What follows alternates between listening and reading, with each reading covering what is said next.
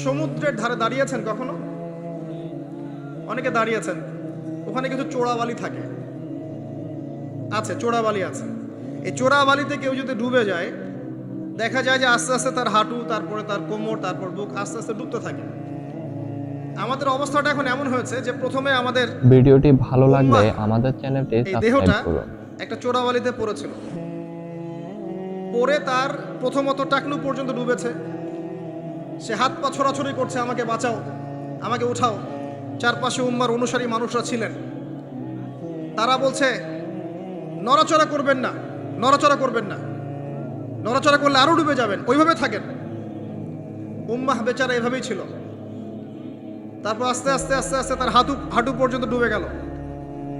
সে অস্থির হয়ে ছটফট করছে, আমাকে বের করো, আমাকে বের করো, আমি ডুবে যাচ্ছি। আশপাশের মানুষ বলছে রিল্যাক্স, নড়াচড়া করবেন না, নড়াচড়া করলে আপনি ডুবে যাবেন। এভাবে আস্তে আস্তে কোমর, আস্তে আস্তে বুক, এখন গলা পর্যন্ত ডুবে গেছে। এখনো উম্মাহ চিৎকার করছে, আমাকে বের করো, আমাকে বের করো, আমি ডুবে যাচ্ছি। আশপাশের মুসলিমরা বলছে নড়াচড়া করতে যায় না, নড়াচড়া করতে যায় না, ওইটাও ডুবে যাবে। কে টেনে তুলবে একে এখন?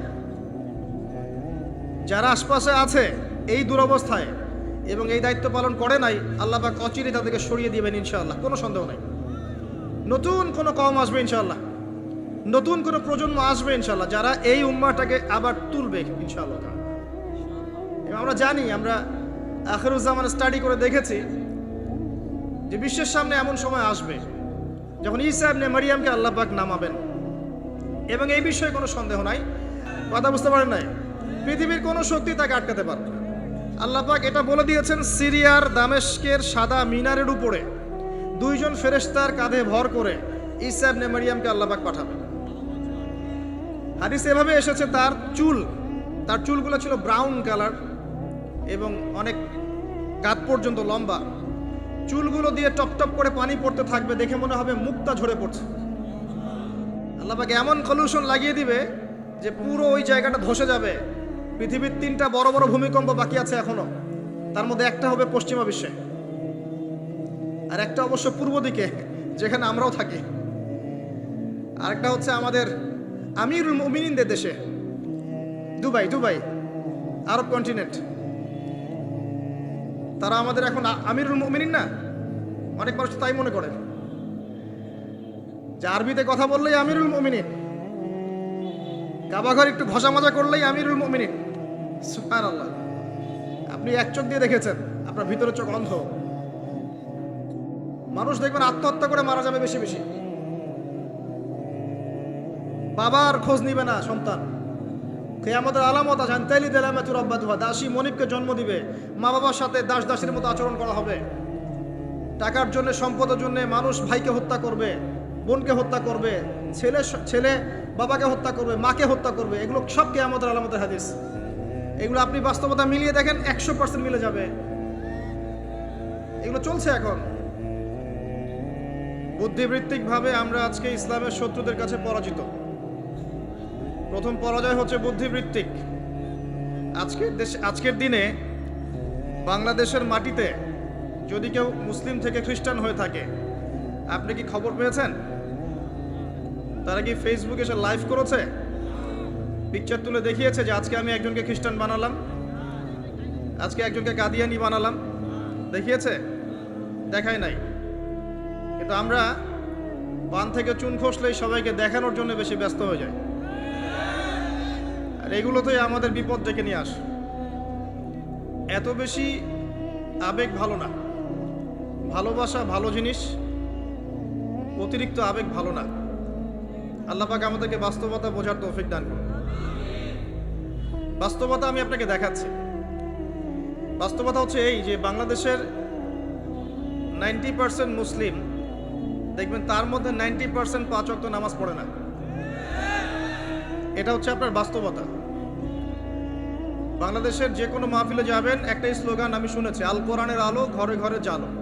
খুব সুন্দর কথা, কিন্তু আপনি খেয়াল করে দেখবেন ম্যাক্সিমাম পরিবারেই কোরআনের আলো জ্বালার মতো কোনো মানুষ নাই। আপনি জরিপ করে দেখবেন যে 90% মুসলিমের মধ্যে কতজন মানুষ বিশুদ্ধ করে কোরআন তেলাওয়াত করতে পারে? আপনি দেখবেন 80%ও পারে না।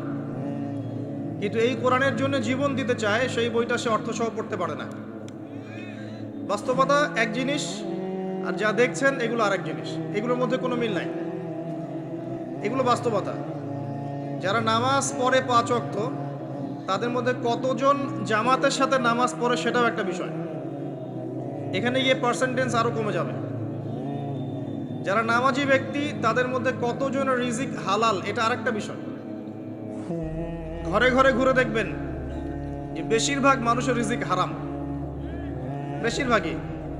আমরাও কিরকম করে, এই যে ধরেন আপনি একটা মাদ্রাসা শিক্ষকতা করছেন, মাদ্রাসার একটা দায়িত্ব আছে আপনার। আপনি ধরে নিয়েছেন যে এই রিজিকটা আপনার হালাল, কিন্তু মাদ্রাসার দায়িত্ব পালন করতে গিয়ে যদি আপনি দায়িত্ব অবহেলা করেন, আপনার রিজিকটা হারাম। আপনি একজন মসজিদের ইমাম, মনে করছেন আল্লাহ আমাকে খুব পবিত্র রিজিক দিয়েছেন, মাশাআল্লাহ। আপনি যদি আপনার দায়িত্ব অবহেলা করেন, এই রিজিকটাও হারাম। আর নর্মালি তো আমরা সবাই সুদ খাচ্ছি, ঘুষ খাচ্ছি, দুর্নীতি করছি, মানুষের সম্পদ আত্মসাৎ করছি। এগুলো তো আমাদের সহজাত প্রবৃত্তি হয়ে গেছে। কোনো কোনো ক্ষেত্রে দেখা যায় উপর থেকে একটা হাতি আসে, উপর থেকে একটা হাতি আসতে আসতে আসতে আসতে একটা মাছি হয়ে যায়। মাঝখানে হাতির ডালপালা, হাত পা টেনে হিঁচড়ে খাওয়া শেষ। এই সমস্ত রিজিক হারাম, ম্যাক্সিমাম রিজিক হারাম আমাদের। বাস্তবতা অনেক কঠিন। বাস্তবতায় গিয়ে দেখেন যে কতজন মানুষ যাকাত আদায় করে। নামাজি ব্যক্তিদের মধ্যে যারা ইসলাম বোঝে, তাদের মধ্যে কতজন যাকাত দেয়। এটা আরেকটা মহামারী চলছে, যাকাত না দেওয়ার মহামারী। শুধু যদি যাকাতটা দিতেন ঠিক মতো, নিসাব পরিমাণ সম্পদ হয়ে গেছে, মালের যাকাত দিচ্ছেন, বাংলাদেশকে বহির্বিশ্বের কাছ থেকে ঋণ নিতে হতো না, একটা মানুষও না খেয়ে মারা যেত না। যাকাত আমরা দেই না, এখানে অমুসলিমদের কোনো ভূমিকা নাই, আমরাই যাকাত দেই না। বাংলাদেশে এমনও ব্যক্তি আছে যাদের যাকাত কালেক্ট করলে একজনের যাকাত থেকে 100টা পরিবার চলবে, কিন্তু এটা কালেক্ট করার কোনো সিস্টেম নাই, এবং সেই ইচ্ছাকৃতভাবে দিচ্ছে না, আমরাই দিচ্ছি না। আপনি সমাজে ঘুরে দেখবেন কতগুলো পরিবার আছে যেগুলোর মধ্যে পর্দার বিধান কায়েম আছে। বাস্তবতা খুব কঠিন। আর যা দেখছেন আইওয়াশ, শোডাউন, এগুলো দিয়ে ইসলামের বিজয় কখনো হবে না। যত বেশি আইওয়াশ করবেন, শোডাউন করবেন, বাড়াবাড়ি করবেন, তত ইসলামের নূর, বরকত, আল্লাহর রহমত, নুসরা সব উঠে যাবে। আর ইসলামিক ব্যক্তিত্বদেরকে নিয়ে তো মোটেই করা উচিত নয়। কারণ রিয়া বা অহংকার বলে একটা কথা আছে, যার কলবের মধ্যে যাররা পরিমাণ অহংকার থাকবে, এই ব্যক্তি জান্নাতে যাবে না। অহংকার মুক্ত থাকতে চায় আলেম ওলামা শ্রেণীর মানুষ, কিন্তু তাদেরকে নিয়ে মানুষের অতিরিক্ত বাড়াবাড়ির কারণে মনের মধ্যে অনেক সময় রিয়া, অহংকার চলে আসতে পারে। এর ফলে সেই ব্যক্তিও জাহান্নামের খোরাক হচ্ছে, বলেন নাউজুবিল্লাহ। সূক্ষ্মতা আমি আপনাকে বোঝাচ্ছি। রাসূলুল্লাহ সাল্লাল্লাহু আলাইহি ওয়াসাল্লাম বলেছেন, অন্ধকার রাতে কালো পাথরের উপরে কালো পিঁপড়া হেঁটে গেলে যেমন টের পাওয়া যায় না, আমি আবার বলছি, অন্ধকার রাতে কালো পাথরের উপরে কালো পিঁপড়া হেঁটে গেলে যেমন দেখা যায় না, এভাবেই মনের মধ্যে অহংকার, রিয়া চলে আসতে পারে। যদি আসে, আমার জন্য জান্নাত হারাম, নাউজুবিল্লাহ। তো প্রিয় ভাইরা, আল্লাহর ওয়াস্তে আইওয়াশ করবেন না, শোডাউন করতে যাবেন না। দ্বীন ইসলামের বেসিক জিনিসগুলো নিয়ে কাজ করেন। আমি আপনাকে বেসিক জিনিস বোঝাচ্ছি। বেসিক হচ্ছে 5 ওয়াক্ত নামাজ। আমাদের মধ্যে কতজন মানুষ দৈনিক 5 ওয়াক্ত সালাত আদায় করি, এটা বুঝতে হবে। বেসিক হচ্ছে আপনার যাকাত প্রদান করা। ইসলামের বেসিক হচ্ছে আপনার পরিবারে পর্দা থাকবে। ইসলামের বেসিক আপনার পরিবারে তালিম হবে। প্রত্যেক পরিবার থেকে একটা করে মানুষ অন্ততপক্ষে কোরআনওয়ালা হবে। আলেম হবে বা হাফেজ হবে, এটা আমাদের দাবি ছিল। এগুলো বেসিক, যে মুসলিমরা হালাল খাবে, হারামে সম্পৃক্ত হবে না, সাধ্যমতো আল্লাহর দ্বীনের দাওয়াত দিবে মানুষকে, এগুলো বেসিক। এই বেসিকগুলো ঠিক আছে কিনা খেয়াল করে দেখেন। আমি আপনাকে গ্যারান্টি দিচ্ছি এই বেসিকগুলো আমাদের ঠিক নাই। এমন পরিবার খুঁজে পাবেন না যে পরিবারের মধ্যে অলমোস্ট 100% মানুষ 5 ওয়াক্ত নামাজ পড়ে। এখন এই যুগে খুঁজে পাওয়া দুষ্কর, ইল্লা মাশাআল্লাহ। এমন পরিবার আপনি খুঁজে পাবেন না যেখানে দেখবেন প্রত্যেক সদস্য কোরআন তেলাওয়াত করতে পারে, ইল্লা মাশাআল্লাহ, বা কোরআনের হাফেজ বা আলেম হয়েছে, খুব কম। এমন পরিবার এখন খুঁজে পাওয়া দুষ্কর যেখানে প্রত্যেকটা রিজিক হালাল, পরিবারের মধ্যে কোনো অপসংস্কৃতি নাই, পরিবারের মধ্যে ফ্রি মিক্সিং নাই, সুদ নাই, হারাম টাকা আসছে না, বেপরদামি নাই, পরিবারের ছেলেমেয়েরা আল্লাহর ওয়াস্তে আল্লাহর লাইনে পড়াশোনা করছে, দ্বীনের খেদমত করার চেষ্টা করছে, এমন পরিবার খুব রেয়ার। যখন বেসিক ঠিক থাকবে না তখন বড় বড় স্বপ্ন দেখে আসলে কোনো লাভ নাই। একটা বিল্ডিং নির্মাণ করতে চান, তার বেস যদি ঠিক না থাকে তাহলে আপনি 10-20 তলার স্বপ্ন দেখে আসলে কোনো ফায়দা নাই। এর পরেও আছে ভিডিওটি যারা ভালো লাগলে দ্বীনের আমাদের রিপ্রেজেন্টেটিভ, চ্যানেলটি তাদের মধ্যে সাবস্ক্রাইব আপনি করুন। দেখবেন ভিতরে দিন নাই। বাইরে যদিও মনে হয় যে দিন দিয়ে ভর্তি, ভিতরে আসলে দিনের কোনো বালাই নাই, ইল্লা মাশাআল্লাহ। আবার আপনি দেখবেন যারা ধর্মতাত্ত্বিক ক্ষেত্রে জাতিকে দিক নির্দেশনা দিবে, এরাই শতদা বিভক্ত হাজারটা দলে, এবং প্রত্যেকেই বলছে যে আমি হক, বাকি সবাই বাতিল। সিচুয়েশন খুব ক্রিটিক্যাল। এর উপরে আবার আছে সামাজিক অবক্ষয়, এর উপরে আবার আছে রাজনৈতিক সমস্যা, তার উপরে আবার আছে বৈশ্বিক ওয়ার্ল্ড অ্যাফেয়ার্সের প্রবলেম এবং ইকোনমিক স্যাংশন, অর্থনৈতিক দাসত্ব। সব মিলিয়ে বিশ্বের অবস্থা ভালো না। এখানে তৃপ্তির ঢেকুর তোলার কোনো সুযোগ নাই যে সব কিছু সুন্দরভাবে চলছে, আসলে তা নয়। এখন প্রথমত দৃষ্টিভঙ্গির কথা বলবো। দৃষ্টিভঙ্গি পরিবর্তন না করতে পারলে সমস্যা আছে। বাস্তবিক হন, প্র্যাকটিক্যালে মুসলিমদের অবস্থা আসলে ভালো না। এবং পুরো বিষয়ের রিয়েলিটি বুঝতে হলে আপনাকে খিদির আলাইহিস সালাম হতে হবে। এই ব্যক্তি আবার কে? খিদির আলাইহিস সালামকে পাবেন কোথায়? কোথায় আছে? সূরা কাহফে আছে। নবী মুসা আলাইহিস সালাম প্রশ্ন করছেন, নৌকাটা কেন ফুটা করলেন? নবী মুসা আলাইহিস সালাম প্রশ্ন করছেন, এই বাচ্চাটাকে কেন হত্যা করলেন? নবী মুসা আলাইহিস সালাম প্রশ্ন করছেন, দেয়ালটা কেন নির্মাণ করলেন? মুসা আলাইহিস সালাম বাইরের চোখ দিয়ে দেখছেন, তিনি ভিতরের কথা বুঝতে পারছেন না। কিন্তু খিদির আলাইহিস সালাম আল্লাহর নূর দিয়ে দেখছেন, তাই তিনি দূরদর্শিতার সাথে দেখতে পাচ্ছেন প্রতিটা ঘটনার পিছনের কারণ কি। যদি নৌকা ফুটা না করতেন তাহলে জলদস্যু নিয়ে যেত। যদি বাচ্চাটাকে হত্যা না করতেন, এই বাচ্চা বড় হয়ে অনেক বড় কাফের হতো। যদি এই দেয়াল নির্মাণ না করতেন, এই দেয়ালের নিচে রাখা সঞ্চিত সম্পদ এতিম বালকরা পেত না। ঘটনা কি পড়েছেন কখনো? এই ঘটনা কারা কারা পড়েছেন? হাত তোলেন দেখি। এই হচ্ছে বাস্তবতা, হাত নামান। এই ঘটনাটা একটা আপনাকে এপিস্টিমোলজি দিবে। এপিস্টিমোলজি মানে হচ্ছে জ্ঞানতাত্ত্বিক দর্শন। এটা একটা ফিলোসফিক্যাল থট, জ্ঞানতাত্ত্বিক দর্শন, এপিস্টিমোলজি, জ্ঞান তত্ত্ব। মুসা আলাইহিস সালাম বাইরের চোখ দিয়ে দেখছেন। এখনকার পুরো বিশ্বের এডুকেশনাল ফিলোসফিটা এরকমই, সবাই বাইরের চোখ দিয়ে দেখতে চায়। কিন্তু খিদির আলাইহিস সালাম ভিতরের চোখ দিয়ে দেখতেন। তিনি বুঝতে পেরেছেন কেন নৌকা ফুটা করতে হবে, কেন এই বাচ্চাকে হত্যা করতে হবে, আর কেন দেয়াল নির্মাণ করতে হবে। এটা মুসা আলাইহিস সালাম বুঝতে পারেন নাই। অতএব এই বিশ্বে যদি আপনি প্রতিটা বিষয়ের সমাধান চান, সলিউশন ফাইন্ড আউট করতে চান, রিয়েলিটি বুঝতে চান, তাহলে আপনাকে এক চোখ দিয়ে দেখলে হবে না। শুধু বাইরের চোখ দিয়ে দেখলে আপনি সব বুঝতে পারবেন না, ফুল স্টপ। শুধু বাইরের চোখ দিয়ে দেখলে আপনি সব বুঝতে পারবেন না। আই রিপিট, শুধু বাইরের চোখ দিয়ে দেখলে আপনি সব বুঝতে পারবেন না। আপনাকে আল্লাহর নূর দিয়ে দেখতে হবে, আল্লাহর কলব দিয়ে, আপনার জাগ্রত কলব দিয়ে দেখতে হবে। যেমনটা খিদর আলাইহিস সালাম করেছেন। বাহ্যিক চোখ দিয়ে আপনি সব কিছুকে দেখলে মনে হবে যে বিশ্ব এগিয়ে যাচ্ছে, কিন্তু ভিতর দিয়ে দেখলে, আল্লাহর নূর দিয়ে দেখলে বুঝতে পারবেন বিশ্ব আগাচ্ছে ঠিকই, কিন্তু তার ধ্বংসের দিকে আগাচ্ছে। সময়ের জন্য অপেক্ষা করতে থাকেন, এক পর্যায়ে কথাগুলো বুঝে আসবে ইনশাআল্লাহ। হয়তো এখন মাথার উপর দিয়ে যাচ্ছে, ইল্লা মাশাআল্লাহ।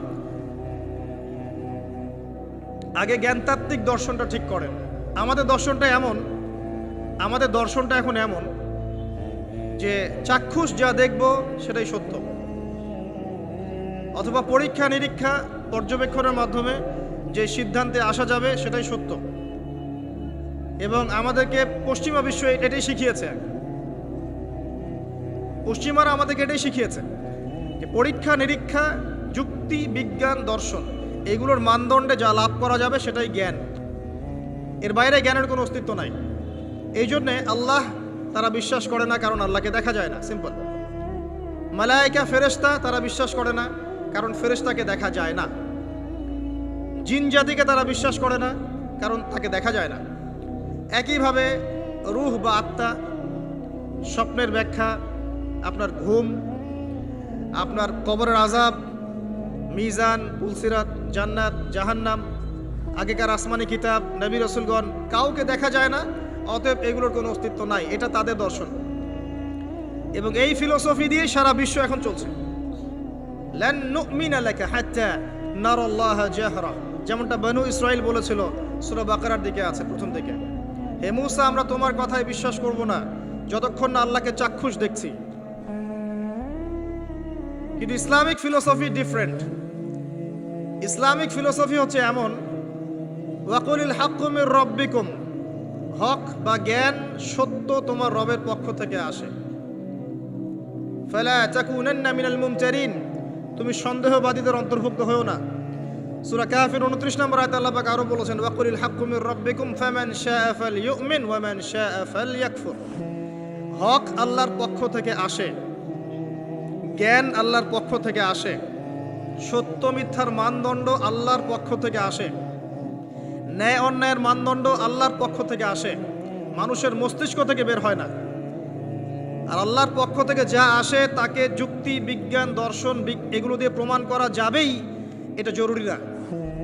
এমন অনেক বিষয় হতে পারে আল্লাহর পক্ষ থেকে আসতে পারে যেটাকে আপনি যুক্তি, বিজ্ঞান, দর্শন দিয়ে প্রমাণ করতে পারবেন না, কারণ এগুলোর সীমাবদ্ধতা আছে, আল্লাহর জ্ঞানের কোনো সীমাবদ্ধতা নাই। আমার কথা কি বোঝা যায়? কথাগুলো হয়তো ইয়াংরা বুঝতে পারবেন। আর আমি জানি লেকচার যত আগাবে মুরব্বীরা তত উঠে চলে যাবে, আমি এটা ফিল করেছি আর কি। কিন্তু আমি এটা বিশ্বাস করি, আগামী দিনের ইসলামের ধারক এবং বাহক হবেন যুবকরা ইনশাআল্লাহ, এবং যুবতীরাও, এবং আমাদের পরবর্তী জেনারেশন যারা আমাদের ছেলে বা মেয়েরা আসছে, তারা আমাদেরকে দ্বারা যদি খেদমত না হয়, কাজ না হয়, এবং আমরা যদি দায়িত্ব পালন করতে না পারি, আল্লাহ পাকের একটা সুন্নাহ আছে, সেটা হলো সূরা মুহাম্মাদের শেষের দিকে আছে, ইয়াস্তাবদিল কওমান গায়রাকুম, আল্লাহ পাক অন্য কওমকে তোমাদের জায়গায় নিয়ে আসবেন, তোমাদেরকে সরিয়ে দিবেন। আমার মতো অপদার্থ দিয়ে যদি কাজ না হয়, আল্লাহ পাক আমাদেরকে সরিয়ে দিবেন, দিয়ে অন্য বড় বড় স্কলার তৈরি করবেন ইনশাআল্লাহ। আল্লাহ পাকের সুন্নাহ আছে কিছু, ইন তানসুরুল্লাহ ইয়ানসুরকুম, তোমরা যদি আল্লাহকে সাহায্য করো, আল্লাহর দ্বীনকে সাহায্য করো, তবেই আল্লাহর সাহায্য আসবে, অন্যথায় আসবে না। আল্লাহ পাকের সুন্নাহ, আল্লাহর সুন্নাহ এগুলা। নাসুল্লাহ ফানাসিয়াহুম, মানুষ যদি আল্লাহকে ভুলে যায়, আল্লাহও তাদেরকে ভুলে যাবে, এগুলো আল্লাহর সুন্নাহ। ইন্নাল্লাহা লা ইউগাইয়িরু মা বিকওমিন হাত্তা ইউগাইয়িরু মা বিআনফুসিহিম, আল্লাহ পাক কোনো কওমের অবস্থা ততক্ষণ পরিবর্তন করেন না যতক্ষণ তারা তাদের অবস্থা পরিবর্তনের চেষ্টা করে না। এগুলো আল্লাহর সুন্নাহ। তাই আমাদেরকে দিয়ে যদি কাজ না হয়, খেদমত না হয়, উম্মার যদি কোনো কল্যাণ না থাকে, আল্লাহ পাক আমাদের সবাইকে সরিয়ে দিবেন ইনশাআল্লাহ, এবং নতুন কওমকে নিয়ে আসবেন। এমন হতে পারে অমুসলিমদেরকে আল্লাহ পাক ইসলামের সৌন্দর্য দেখিয়ে, ইসলাম কবুল করিয়ে এইসব জায়গায় নিয়ে আসবেন, তারা দিনের খেদমত করবে ইনশাআল্লাহ। কারণ আমরা আগাছা, নিজেকে দিয়েই বুঝতে পারছি, মানুষের দিকে চোখ তোলার, আঙ্গুল তোলার দরকার নাই, নিজেকে দিয়েই বুঝতে পারছি আমরা সবাই আগাছা। আল্লাহ পাক সূরা আরাফের 179 নম্বর আয়াতে বলেছেন, ওয়ালাকাদ যারানা লিজাহান্নামা কাসীরাম মিনাল জিন্নি ওয়াল ইনস, প্রচুর জিন আর মানুষকে দিয়ে আমি জাহান্নাম পূর্ণ করব। খুশি হচ্ছেন? প্রচুর জিন আর মানুষকে দিয়ে আমি জাহান্নাম পূর্ণ করব। কি অপরাধ ছিল? লাহুম কুলুবুন লা ইয়াফকাহুনা বিহা, কলব দিয়েছিলাম উপলব্ধি করত না। ওয়ালাহুম আযানুন লা ইয়াসমাউনা বিহা, কান দিয়েছিলাম শুনতো না। ওয়ালাহুম আ'য়ুনুন লা ইউবসিরুনা বিহা, চোখ দিয়েছিলাম দেখতো না। উলাইকা কাল আনআম, উলাইকা কাল আনআম, উলাইকা কাল আনআম, এরা হচ্ছে গবাদি পশুর মতো। দে আর জাস্ট লাইক ক্যাটলস, গবাদি পশুর মতো। বাল ভিডিওটি হুম ভালো আদাল, লাগলে আমাদের বরং চ্যানেলটি তার চাইতেও সাবস্ক্রাইব এরা করুন। নিকৃষ্ট। ওয়া উলাইকা হুমুল গাফিলুন, এরা হচ্ছে গাফিল সম্প্রদায়। নিজেকে এমনই মনে হয়, হৃদয় দিয়েছেন আল্লাহ পাক, হয়তো বুঝতে পারছি না। আল্লাহ পাক কান দিয়েছেন, শুনি না। চোখ দিয়েছেন আল্লাহ পাক, দেখি না। কোন চোখ? বাইরের চোখ তো আবু জেহেলেরও ছিল না? তা আবু জেহেল দেখতে পারলো না কেন? সত্য কোনটা? তার কোন চোখ অন্ধ ছিল? হৃদয়ের চোখ। আলী রাদিয়াল্লাহু আনহু আর আবু জেহেল, দুইজনকে আপনি চোখের ডাক্তারের কাছে পাঠান, চোখ টেস্ট করান, দেখবেন দুজনের বাইরের চোখ মাশাআল্লাহ 6 পারফেক্ট চোখ। এখন আবু জেহেলের কোন চোখটা অন্ধ, যে কারণে সে আলী রাদিয়াল্লাহু আনহুর মতো সত্যকে চিনতে পারলো না? উত্তর দেন। হৃদয়ের চোখ। আল্লাহ পাক এই চোখের কথা বলেছেন, ওয়ালাহুম আ'য়ুনুন লা ইউবসিরুনা বিহা, চোখ দিয়েছিলাম দেখে নাই। তারা গবাদি পশুর মতো, বরং তার চাইতেও নিকৃষ্ট। 5 বার আজানের ডাক হচ্ছে হাইয়া আলাস সালাহ, এক ওয়াক্ত নামাজ জামাতের সাথে পড়বে না। আপনি কি একে গবাদি পশুর চেয়ে বেশি মনে করেন? নিসাব পরিমাণ সম্পদ হয়েছে বছরের পর বছর, একদিনও যাকাত দেয় নাই, আপনি কি তাকে পশুর চেয়ে বেশি মনে করেন? সুযোগ পেলেই সুদ খাবে, ঘুষ খাবে, দুর্নীতি করবে, জিনা করবে, ব্যভিচার করবে, আপনি কি তাকে মনে করেন সে পশুর চেয়ে বেটার?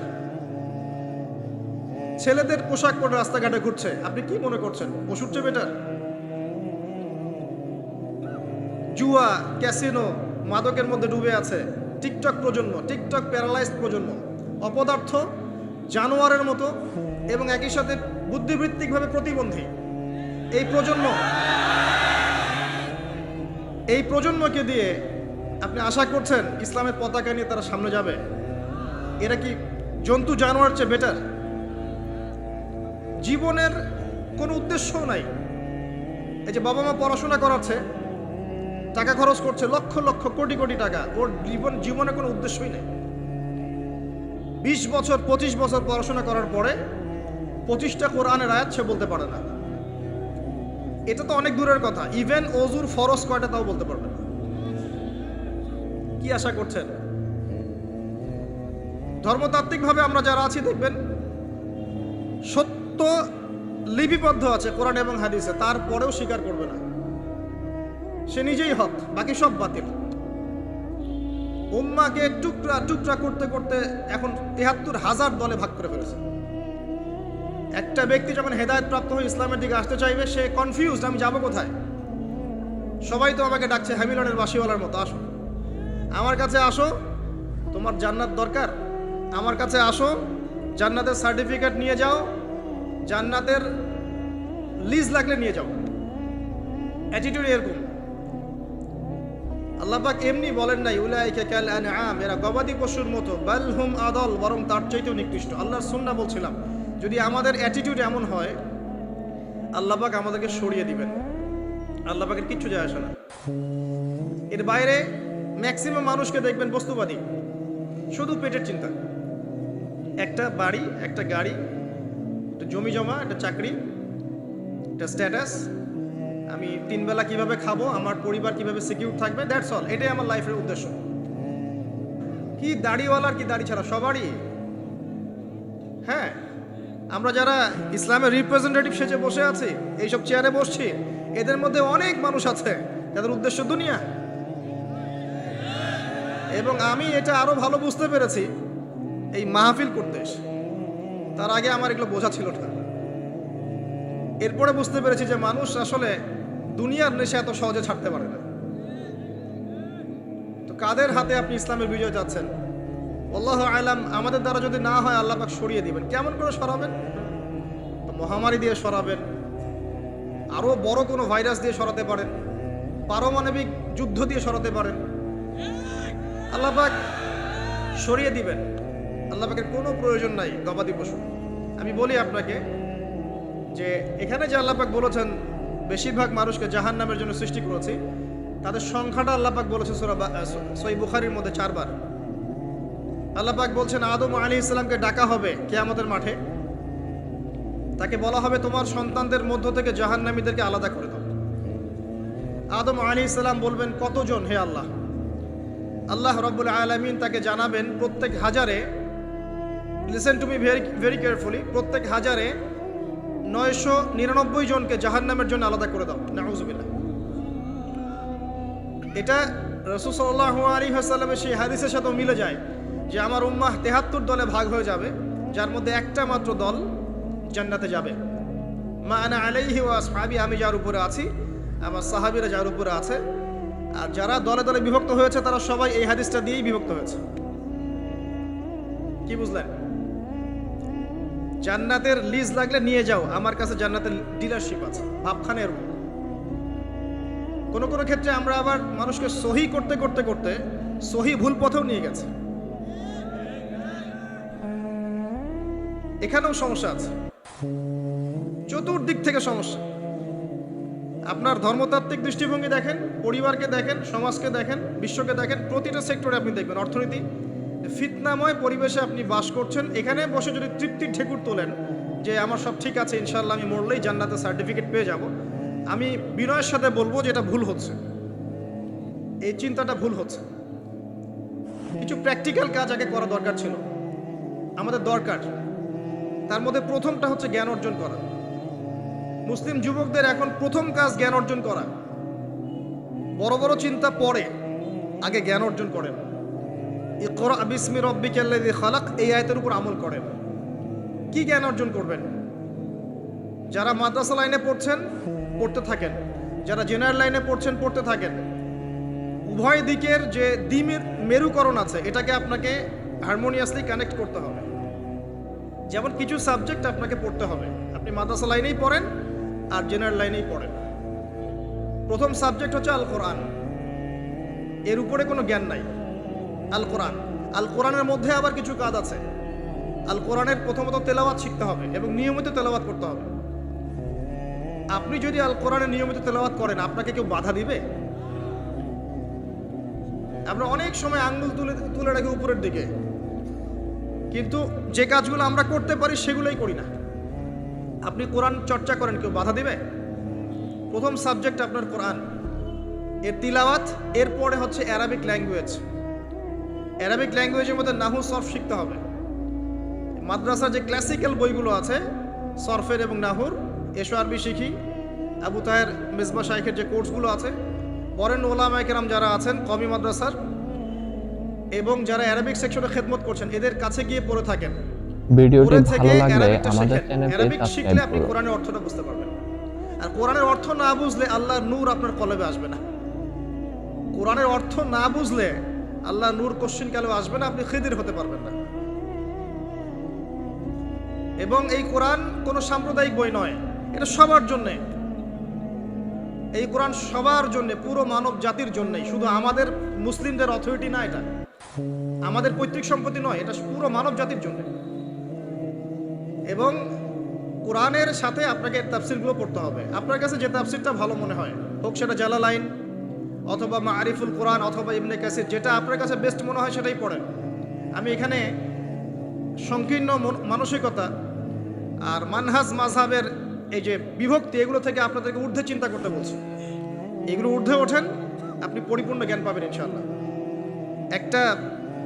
একটা সম্প্রদায়ের সাথে কানেক্টেড হয়ে থাকলে বাকিদের কাছ থেকে আর জ্ঞান পাবেন না, ফুল স্টপ।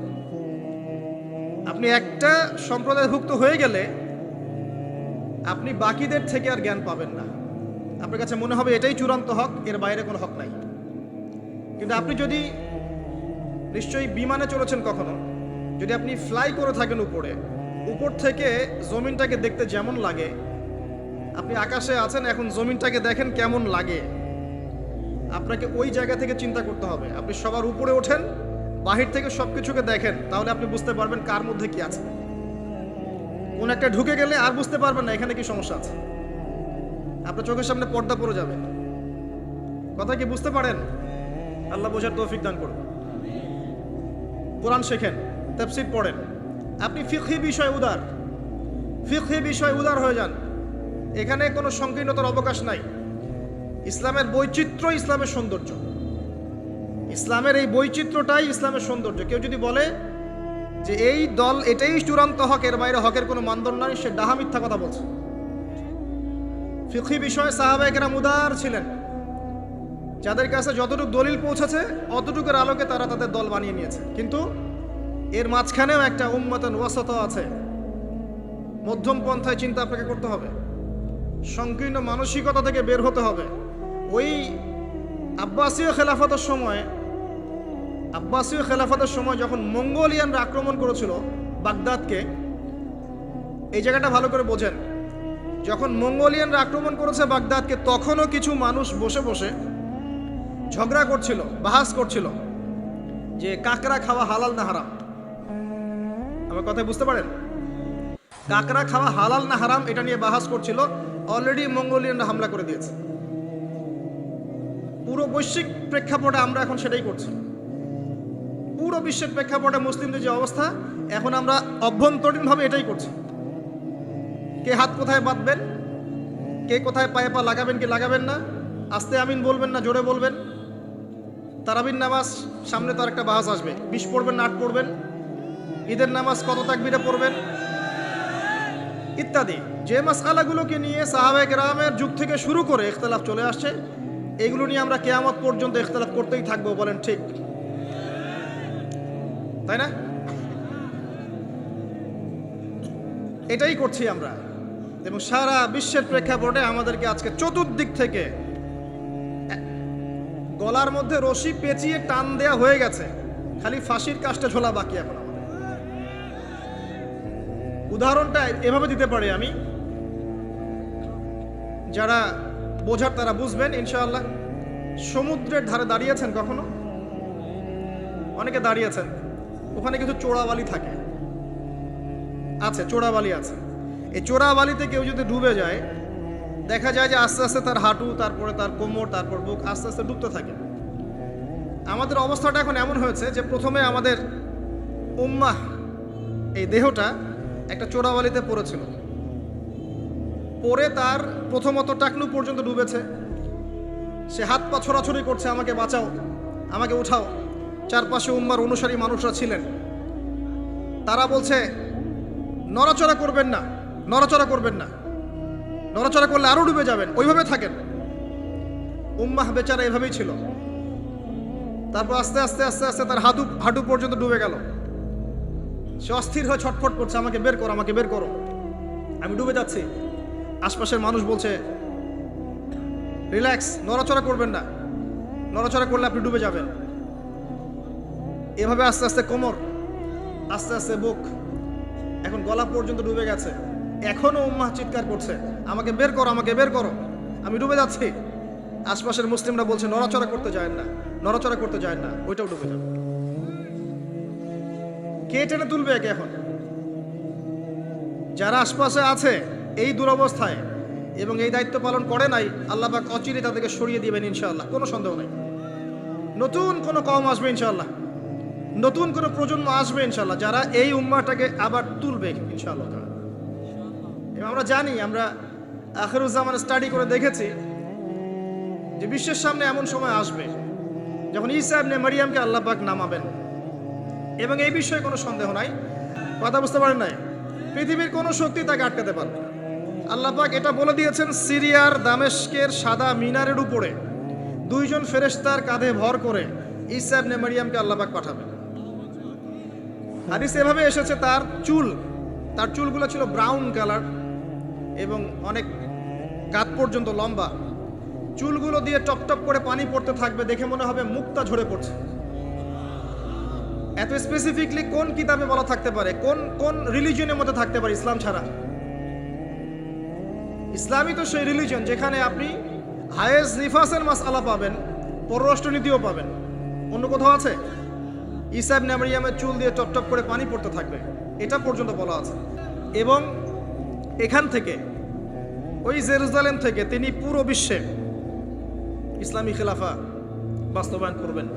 এটা কত বছর পর? এটা ননসেন্স প্রশ্ন। এটা কত বছর পর? এই প্রশ্নটা হচ্ছে এমন প্রশ্ন যে আদম আলাইহিস সালাম আর হাওয়া আলাইহিস সালাম যে গাছের ফল খেয়েছিলেন ওই গাছের নাম কি? এই প্রশ্ন যেমন ভিত্তিহীন, ননসেন্স প্রশ্ন, এরকমই ননসেন্স প্রশ্ন হচ্ছে কত বছর পর এটা হবে। এটা দিয়ে আপনার কি দরকার? কত বছর পর হবে এ দিয়ে আপনি কি করবেন? আমি কি করব? কারণ আমরা তো অপদার্থ, আগাছা, আমাদের সাথে এগুলো সাথে কি? আমাদের তো বেসিকই ঠিক নাই।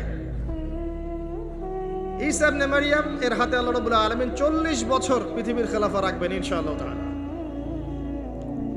তখনকার যে প্রজন্মটা থাকবে, এই প্রজন্ম ইনশাআল্লাহ ওই চোরাবালিতে ডুবে যাওয়া উম্মাহকে টেনে বের করবে ইনশাআল্লাহ আযজা ওয়া জাল। এখন সময়ের অপেক্ষা করে বসে থাকার জন্য আপনাকে পাঠানো হয়নি, আমাকে পাঠানো হয়নি। আল্লাহ পাক কিছু দায়িত্ব দিয়েছেন। ভিডিওটি ভালো প্রথমটা লাগলে বলছিলাম আপনাকে আমাদের জ্ঞান অর্জন চ্যানেলটি করতে হবে। সাবস্ক্রাইব করুন। এবং জ্ঞান অর্জনের প্রথম ধাপ হচ্ছে আল কোরআন। যে সেক্টরই পড়াশোনা করেন, তারপরে আপনি আসবেন আরবি ভাষা সাহিত্যে, এরপরে আসবেন তাফসিরে, অনুবাদে, এরপরে হাদিসের কিতাবগুলো পড়বেন। এবং লাভ দিয়ে কঠিন হাদিস পড়তে যাবেন না, রিকোয়েস্ট। আগে লাভ দিয়ে খপ করে সহিহ বুখারী ধরতে যাবেন না, আপনি বিভ্রান্ত হয়ে যাবেন। আই রিপিট, লাভ দিয়ে খপ করে সহিহ বুখারী ধরতে যাবেন না, আপনি বিভ্রান্ত হয়ে যাবেন।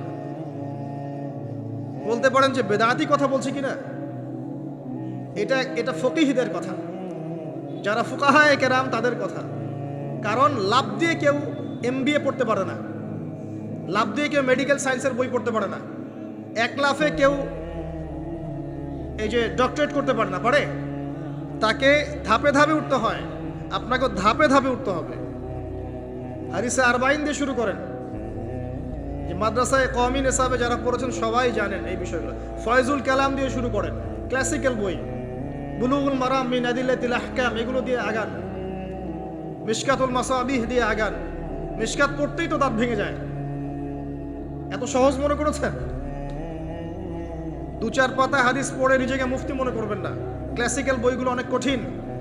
এবং যারা আলেম ওলামা হয়েছেন এমনি এমনি হন নাই, সুদীর্ঘ পথ পাড়ি দিয়ে আলেম হয়েছেন। যখন আপনি কম জানবেন তখন মনে হবে যে আমি অনেক জানি, যখন বেশি জানবেন মনে হবে কিচ্ছু জানি না। আমার কথা বুঝতে চেষ্টা করেন। যখন কম জানবেন মনে হবে অনেক জানি, আমি পণ্ডিত, এটা হালাল, এটা হারাম, এটা জায়েজ, এটা নাজায়েজ। যত বেশি জানতে থাকবেন, যত বেশি আলেম ওলামার সোহবতে পড়ে থাকবেন, দেখবেন আপনি কিচ্ছু জানেন না।